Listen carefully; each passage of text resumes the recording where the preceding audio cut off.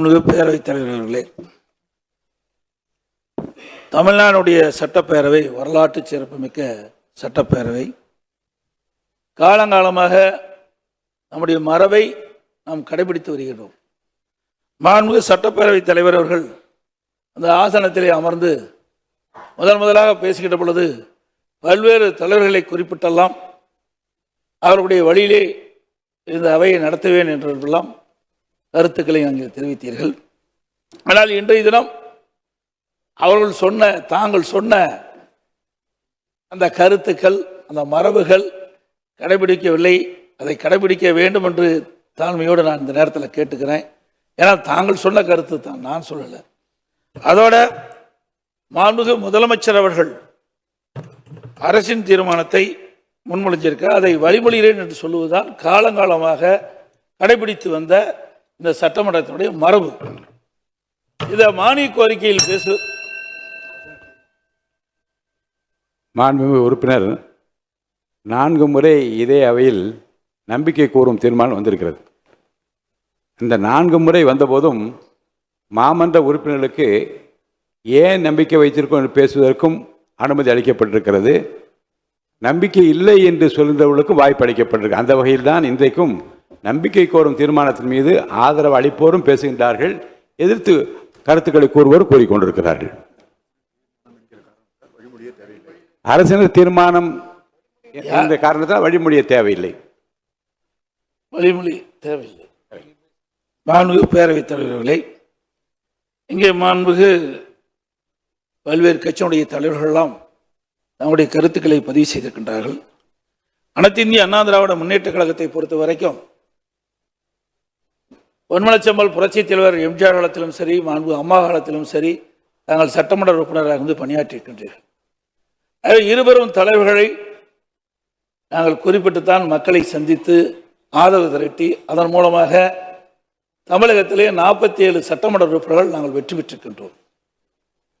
அனைத்து இந்திய அண்ணா திராவிட முன்னேற்ற கழகத்தினுடைய பொதுச் செயலாளராக நான் தேர்ந்தெடுக்கப்பட்டு பணியாற்றி கொண்டிருக்கின்றேன். அப்படி இருக்கின்ற பொழுது சில கருத்து வேறுபாடுகள் கட்சியிலே வருவது எல்லா இயல்பு, எல்லா கட்சியிலும் வருகின்றது. அப்படி வருகின்ற அந்த சூழ்நிலையிலே ஒரு தரப்புக்கு முதலமைச்சர் அவர்கள் ஆதரவு தெரிவிக்கிறது எந்த விதத்தில் நியாயம் என்று எனக்கு தெரியவில்லை. ஒரு முன்னுதாரணமாக இருந்துவிடக்கூடாது என்பதற்கு தான் முதலமைச்சருடைய கவனத்திற்கு நான் கொண்டு வருகின்றேன். எனக்கு முன்னாலே தேசியர்கள் குறிப்பிட்டதை போல தேசிய முற்போக்கு திராவிட கழகத்தை அவர்கள் குறிப்பிட்டதை போல குதிரை பேரத்திற்கு வழிவகுத்து விடும் என்பதையும் நேரத்திலே பதிவு செய்ய விரும்புகின்றேன். இன்றைக்கு தேர்தல் நேரத்திலே சந்திக்கின்ற பொழுது ஒவ்வொரு கட்சி தலைவர்களும் மக்களை சந்தித்து என்ன காரணத்திற்காக எங்களுக்கு வாக்களிக்கிறீர்கள் என்ற கருத்துக்களை நாம் கேட்கின்றோம், சொல்லுகிறோம். அனைத்து இந்திய அண்ணா திராவிட முன்னேற்ற கழகத்தை பொறுத்த வரைக்கும் பொன்மனச்செம்மல் புரட்சித் தலைவர் எம்ஜிஆருடைய ஆட்சி, மாண்புமிகு அம்மாவுடைய ஆட்சி தமிழகத்திலே வர வேண்டும் என்ற அடிப்படையிலே நாங்கள் வாக்குகளுக்கு சேகரித்தோம். எங்களுடைய கூட்டணி கட்சியை சேர்ந்த தலைவர்களும் நிர்வாகிகளும் அனைத்து இந்திய அண்ணா திராவிட முன்னேற்ற கழக தலைமையிலே அமைக்கப்பட்ட கூட்டணி வெற்றி பெற வேண்டும், அனைத்து இந்திய அண்ணா திராவிட முன்னேற்ற கழகம் ஆட்சி அமைக்க வேண்டும் என்ற அடிப்படையில் தான் வாக்குகளை நாங்கள் சேகரித்தோம். அதன் அடிப்படையில் தான் 47 பேர் நாங்கள் வெற்றி பெற்றிருக்கின்றோம். இன்றைக்கு 47 பேர் வெற்றி பெற்றது இரட்டலை சின்னத்திலே நின்று நாங்கள் வெற்றி பெற்றிருக்கின்றோம். 47 பேர் சட்டமன்ற உறுப்பினர், அனைத்து இந்திய அண்ணா திராவிட முன்னேற்ற சட்டமன்ற உறுப்பினர்கள் அதிமுக ஆட்சி, அனைத்து இந்திய அண்ணா திராவிட முன்னேற்ற கழக ஆட்சியை நிர்வாகிகள் என்ற அடிப்படையில் தான் மக்கள் வாக்களித்திருக்கின்றார்கள். இன்றைக்கு 100% வாக்கு என்று சொன்னால் ஆளுங்கட்சிக்கு 34% வாக்குகள் தான் கிடைத்திருக்கின்றன. 66% மக்கள் வாக்களிக்கவில்லை. அதில் 90% இன்றைக்கு வாக்களிக்கப்பட்ட 10% பேர் வாக்களிக்கவில்லை. ஆக 66% வாக்காளர்கள் வாக்களிக்காத ஒரு சூழ்நிலை இருந்து கொண்டிருக்கின்றதையும் நேரத்திலே அவனுடைய கவனத்துக்கு நான் கொண்டு வர விரும்புகின்றேன். அதோடு இந்த தினம் அனைத்து இந்திய அண்ணா திராவிட முன்னேற்ற கழக அரசு இருக்கின்ற பொழுது இன்றைக்கு இந்தியாவிலேயே தமிழகம் முதன்மை மாநிலமாக உருவாக்குவதற்கு காரணமாக அடித்தளமாக இருந்தது அனைத்து இந்திய அண்ணா திராவிட முன்னேற்ற கழக அரசாங்கம். அந்த காலகட்டத்தில் தான் ஒரே ஆண்டில் 11 அரசு மருத்துவக் கல்லூரியை கொண்டு வந்து சாதனை படைத்த அரசாங்கம் அதிமுக அரசாங்கம். 2011 2021 வரை 10 ஆண்டு காலம் சிறப்பான ஆட்சியை நாங்கள் கொடுத்தோம், பொற்கால ஆட்சி கொடுத்தோம். அது மட்டுமல்ல 6 மாவட்டங்களை பிரித்து நிர்வாக வசதியாக பிரித்து கொடுத்தோம். அதோடு 7 அரசு பள்ளியில் படிக்கின்ற மாணவர்கள், ஏழை மாணவர்கள் அதிகம் பேர் படிக்கின்றார்கள், நடுத்தர மாணவர்கள் படிக்கின்றார்கள். அவருடைய கனவு மருத்துவர் ஆக வேண்டும் என்று, அந்த அடிப்படையிலே இன்றைக்கு ஏழை மாணவர்களும் மருத்துவர் ஆக வேண்டும் என்ற கனவை நிறைவேற்றுகின்ற விதமாக 7.5% உள்ளீடுகளை கொண்டு வந்து நிறைவேற்றப்பட்டு அதை நடைமுறைப்படுத்தி காட்டியது அனைத்து இந்திய அண்ணா திராவிட முன்னேற்ற கழக அரசாங்கம். அப்பொழுது கூட அந்த இடஒதுக்கீட்டில் கிடைக்கப்பட்ட மாணவர்கள் ஏழை மாணவர்களாக இருந்த காரணத்தினாலே அந்த மருத்துவ கல்வி கட்டணம் செலுத்த முடியாத சூழ்நிலை இருக்கின்றது என்று அறிந்தவுடனே அந்த இடஒதுக்கீட்டில் கிடைக்கப்பட்ட மாணவர்களுக்கு அந்த மருத்துவ கல்வி கட்டணத்தை அரசாங்கமே செலுத்தும் என்று சொல்லி ₹1 செலவில்லாமல் இந்த இடஒதுக்கீட்டின் மூலமாக மருத்துவக் கல்வி கிடைக்கப்பட்ட மாணவர்கள் இன்றைக்கு மருத்துவக் கல்வி கிடைக்க செய்த அரசாங்கம் அதிமுக அரசாங்கம். அதோட இன்றைக்கு குடிமராமத்து திட்டம் என்ற அற்புதமான திட்டத்தை நாங்கள் கொண்டு வந்தோம். ஏரிகள், குளங்கள், குட்டைகள் அனைத்தும் பல ஆண்டுகளாக தூர்வாராமல் இருந்தது, அணைகள் தூர்வாராமல் இருந்தது. இன்றைக்கு 83 ஆண்டு காலம் நாங்கள் அறிவிக்கின்ற பொழுது மேட்டூர் அணை 83 ஆண்டு காலம் தூர்வாராமல் இருந்தது. ஆகவே தூர்வாரப்பட்டு வருகிற நீர் அதிகமாக சேமிக்கக்கூடிய சூழ்நிலை உருவாக்கணும். பல தடுப்பணைகளை கட்டி நீரை சேமித்தோம், நிலத்தடி நீரை உயர்த்தினோம். 50 ஆண்டு காலம் காவிரி நதிநீர் பிரச்சனை உச்சநீதிமன்றத்தின் மூலமாக விவசாயியுடைய கோரிக்கையை நிறைவேற்றி தந்த அரசு அதிமுக அரசு. டெல்டா மாவட்டம், இந்த டெல்டா மாவட்ட மக்கள் தங்களுடைய நிலம் பறிபோய்விடும் என்ற அச்சத்தில் இருந்த பொழுது அந்த விவசாய பிரிவு மக்களுடைய கோரிக்கை ஏற்று பாதுகாக்கப்பட்ட வேளாண் மண்டலம் என்ற அறிவிப்பை கொண்டு வந்ததும் அனைத்து இந்திய அண்ணா திராவிட முன்னேற்ற கழகம். சட்ட ஒழுங்கு இந்தியாவிலே சிறப்பாக இருப்பதற்கு காரணமாக இருந்ததும் அனைத்து இந்திய அண்ணா திராவிட முன்னேற்ற கழக அரசாங்கம் என்பதை நேரத்திலே தெரிவிக்க விரும்புகின்றேன். ஆகவே மாண்பு முதலமைச்சருடைய கவனத்திற்கு கொண்டு வருகின்றேன். எங்களுடைய அனைத்து இந்திய அண்ணா திராவிட முன்னேற்ற கழகத்திலே 47 சட்டமன்ற உறுப்பினர் இருக்கின்றோம்.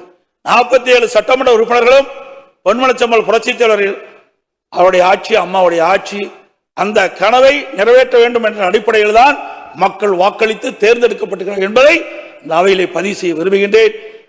அப்படி ஒரு சிலர் இன்னைக்கு எனக்கு கிடைத்த தகவல் அது உண்மையா தவறா என்று எனக்கு தெரியாது, இருந்தாலும் பதிவு செய்ய வேண்டியது என்னுடைய கடமை.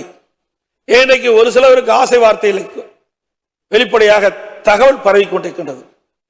அந்த தகவல் பல பேருக்கு அமைச்சர் கொடுக்கின்றேன், பல பேருக்கு வாரி தலைவர் கொடுக்கின்றேன் என்றெல்லாம் ஆசை வார்த்தை அளித்து ஆளுங்கட்சியில் இடம்பெற செய்வதாக பரவலான செய்தி. அதற்கு தாங்கள் இடமளிக்க வேண்டாம் என்று கேட்டுக்கொள்கின்றேன். நீங்கள் தூய்மையான ஆட்சி நடத்துவதாக நீங்கள் குறிப்பிட்டீர்கள், வெளிப்படையான ஆட்சி நடத்துவதாக குறிப்பிட்டீர்கள். அந்த எண்ணத்திலிருந்து பிறழாமல் நீங்கள் நடப்பீர்கள் என்று நாங்கள் நம்புகிறோம். ஏனென்றால் நான் ஒரு பொதுச் செயலாளர் என்ற முறையிலே நான் ஆட்சி செய்கின்ற பொழுது பல்வேறு பிரச்சனைகளை நான் சந்தித்திருக்கின்றேன். முதலிலே வறட்சி, பிறகு புயல், கொரோனா, பிறகு பல்வேறு சங்கடங்கள், இதையெல்லாம் சந்தித்துத்தான் நாங்கள் இந்த நிலைக்கு வந்திருக்கின்றோம். சாதாரண குடும்பத்தில் பிறந்த ஒருவன் இன்றைக்கு விவசாய குடும்பத்தில் பிறந்த ஒருவர் 4 ஆண்டு காலம் சிறப்பான ஆட்சி கொடுத்திருக்கின்றோம். அந்த ஒரு இக்கட்டான சூழலிலும் மக்களுக்கு தேவையான திட்டங்களை கொண்டு வந்து நிறைவேற்றப்பட்ட அரசு என்பதை இந்த நேரத்தில் சுட்டிக்காட்டி நான் சொன்னவையெல்லாம் இங்கே அவையில் பதிவு செய்தெல்லாம் மக்களிடத்தில் எடுத்து சொல்லிய காரணத்தினால்தான் எங்களுக்கு 47 இடங்களை மக்கள் கொடுத்திருக்கின்றார்கள். ஆகவே அனைத்து இந்திய அண்ணா திராவிட முன்னேற்ற கழக எப்பொழுதும் மக்களுக்காக சேவை செய்கின்ற இயக்கம். ஆளுங்கட்சியாகவும் சரி எதிர்கட்சியாகவும் சரி, நான் கடந்த காலத்திலே 5 ஆண்டு காலம் எதிர்கட்சியாக இருக்கின்ற பொழுதும் இதைத்தான் நாங்கள் வலியுறுத்தினோம். இன்னைக்கு மக்களுடைய பிரச்சனையை முன்வைப்புதான் எங்களுடைய நிலை. ஒரு விளக்கு ரொம்ப நேரம் எரிந்து கொண்டு இருக்கின்ற பொழுது அது மங்களாக எரியும், அப்பொழுது தூண்டி வைக்கின்ற பிரகாசமாக எரியும். அதே போல இன்றைக்கு அரசாங்கத்திற்கு இன்றைக்கு மக்களுடைய பிரச்சனையை கொண்டு வந்து அந்த பிரச்சனையை தீர்க்கின்ற கட்சியாகத்தான் அனைத்து இந்திய அண்ணா திராவிட முன்னேற்ற கழகம் இருக்கும். எங்களுக்கு எதிரி கட்சி இல்ல, எதிர்கட்சி என்ற நிலைப்பாட்டில் தான் நாங்கள் எப்பொழுதும் இருப்போம். எங்களுடைய தலைவர்கள் அந்த பாதையைத்தான் எங்கள் வழிவகுத்து சென்று கொண்டிருக்கின்றார்கள் என்பதை இந்த நேரத்தில் பதிவு வைத்து, மாண்புமிகு முதலமைச்சர் அவர்கள் கொண்டு வந்த தீர்மானத்தை நாங்கள் எதிர்க்கின்றோம். அனைத்து இந்திய அண்ணா திராவிட முன்னேற்ற கழக உறுப்பினர்கள் அனைவரும் எதிர்த்துத்தான் வாக்களிப்பார்களா என்பதை தெரிவித்து அமர்கின்றேன். மாண்புமிகு உறுப்பினர் எஸ்பி வேலுமணி அவர்கள். மாண்புமிகு பேரவைத் தலைவர் அவர்களே, அதிமுக சட்டமன்ற உறுப்பினர்களுக்கு வாக்களித்த மக்களுக்கு நன்றியை தெரிவித்துக் கொண்டு என்னுடைய அதே போல மாண்புமிகு உறுப்பினர் உட்காருங்க.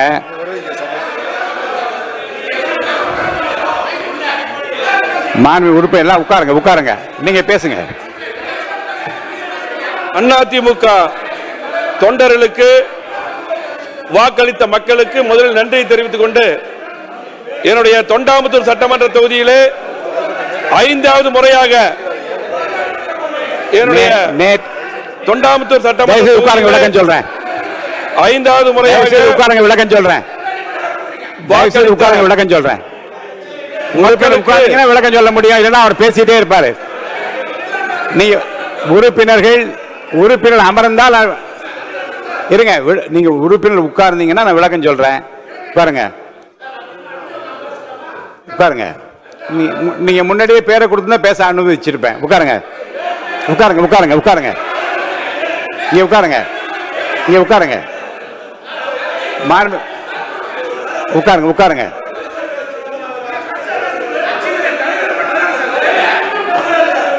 அப்படி மரபு இல்லைங்க. ஒரே கட்சியில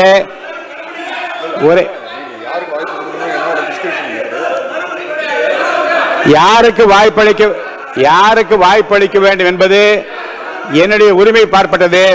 தயவுசெய்து அதை யாரும் குறுக்கிட வேண்டாம். நேற்று